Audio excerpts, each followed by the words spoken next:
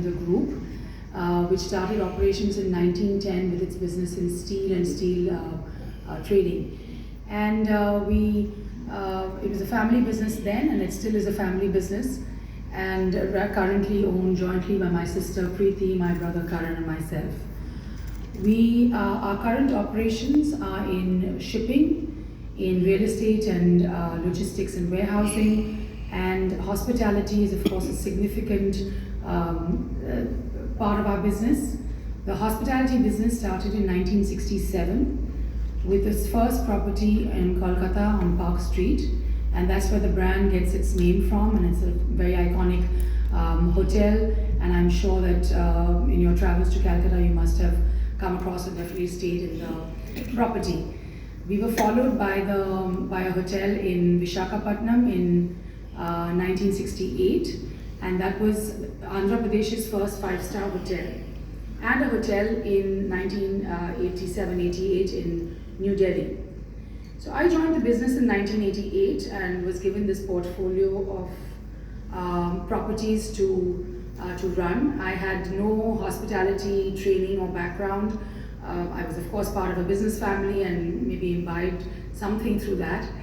And so the first thing is obviously because I was not from this trained hospitality background, I could look at the business with completely fresh eyes and look at it and transform it, which is what we did in the next few years.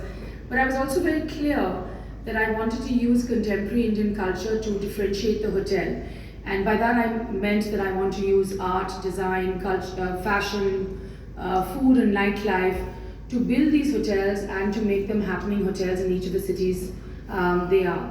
Mr. Diwan joined my team in 1991, and together we crafted this into a vision of leadership through differentiation, which governs what we do, what everyone in the team does to innovate, to create, and to create these experiences and products, whether it's a hotel room or a restaurant or an experience that a guest experiences in each and every location.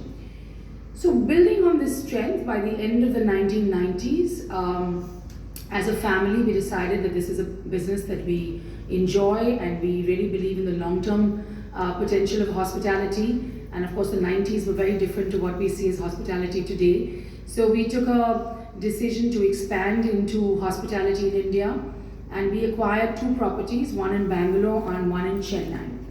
And with this, by 2001, we were really able to have number one, a national footprint, and number two, to really demonstrate what we meant by differentiation, what we meant by running boutique properties or design-led luxury properties. So this is where our niches. We are really the pioneers of boutique hotels and luxury boutique hotels in India, and that's where that's how our differentiation plays out. And so we built on these 5 hotels. We added properties in Navi Mumbai, and by the mid-2000s we took a decision to expand our presence further into the country, and we certainly could see from my experience of running the Park Hotels that business was booming in the tier 2 and tier 3 cities. This is where there was an unmet demand, not just for hotel rooms but also for food and beverage. And that's really been the cornerstone of our success, a combination of building highly differentiated hotel product but also from the food point of view. So in the hotels we now have about 30 properties across 20 cities, 2,298 rooms to be exact. And these are a combination of owned, leased and management contract properties. Because we realized that in the tier 2 and tier 3 cities that were fast growing, we couldn't necessarily put the Park Hotel in each of the cities. So we created a new brand which is called Zone by the Park, and there's a sub-brand called Zone Connect.